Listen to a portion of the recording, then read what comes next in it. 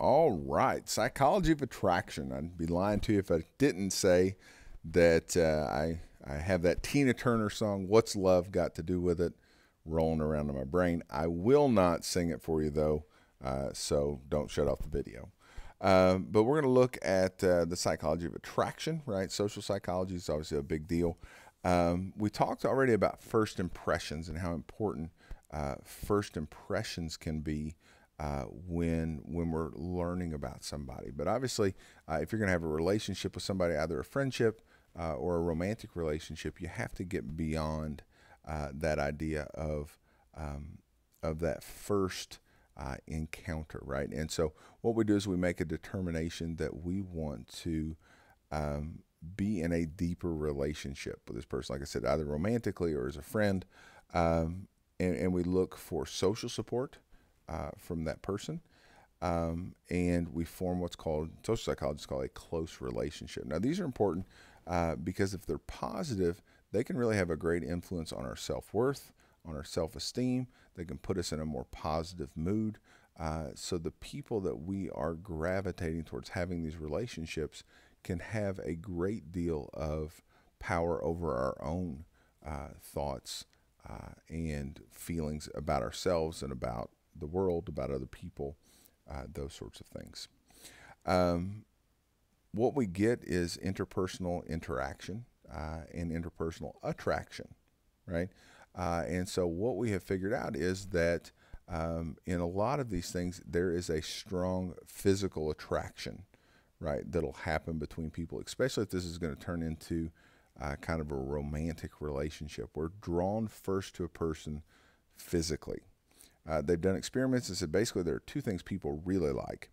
One is a youthful appearance, and so there are certain characteristics you'll see in your reading that deal with youthfulness that can be attractive to people, and also symmetry.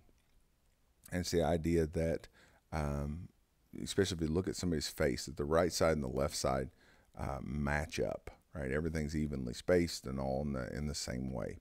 But what happens there is that physical attraction can cause a dangerous psychological stereotype. It's called the physical attractiveness stereotype. And the idea is that we think that just because somebody's pretty, right, or somebody's handsome, somebody's attractive to us, then they have a lot of other good qualities as well, right? Well, this person's a attractive person, so they must be an honest person or a moral person or a caring person, when really we don't have any evidence of that at all, right? But the stereotype is, okay, well, you're pretty, so you must have all of these other things too. We also are attracted to people who are similar to us. We are, I think probably you go back, we're just kind of wired to be in groups, and part of the protection is me saying, well, you're like me, right? So that means we should look out for each other. And so similarity, and it, usually physical similarity, somebody that's tall, if you're tall, it could even be racial, things like that that are there. And a lot of times what this will lead to is the idea of what social psychologists call passionate love, which is just kind of that first attraction that's going to draw people in. There are other things that are going to come in though, and that passionate love is going to, if this relationship is going to deepen, change into what is called compassionate love. Now I've got Carl and Ellie up here, and if you've seen the movie Up, it's a beautiful, like the first 4 minutes of that movie are just gorgeous, and it's a beautiful story, and then it rips your heart out before he goes on the adventure. But compassionate love is love that's based on friendship, on mutual attraction, not just physically, but intellectually, that sort of thing, common interest, respect that you have for each other. And what we see with compassionate love is you've moved beyond physical attraction to telling each other things, right? So it's called reciprocal self-disclosure, right? Which doesn't sound very fun, but it's the idea that you just share parts of yourself with that other person, right? We're getting into a couple of weeks in the relationship, you start to share some of those things. You're not worried about that first impression anymore, and so you start to go deeper in that relationship. And what social psychologists will tell you is there's really two types of these compassionate relationships. One is communal, which basically means, hey, we're in this together.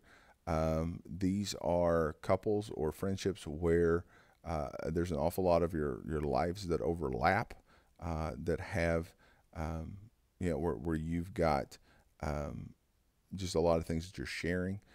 You can also have exchange relationships where, well, this is what I'm getting out of the relationship. This is what you're getting out of the relationship. Usually those don't have the same level of depth as far as connection goes. It's just, hey, this is what I'm getting out of the relationship and what you're getting out of the relationship. There's a psychologist named Sternberg who came up with a triangular theory of love, and it's basically that you've got these three factors that come in. You've got intimacy, commitment, and passion. And if you've got all three of those in a relationship, that's called consummate love. If you've got passion and intimacy, it's romantic love. If you've got intimacy and commitment, you can see there it's companionate love. And then fatuous love, passion and commitment that are there. If you've got all three of those things, right, then that's considered to be consummate love. So you've got all the factors you need for a deep relationship. And again, this, it starts with that idea of physical attraction, but there have to be other things that are happening, other steps that are happening for the relationship to go to a deeper level.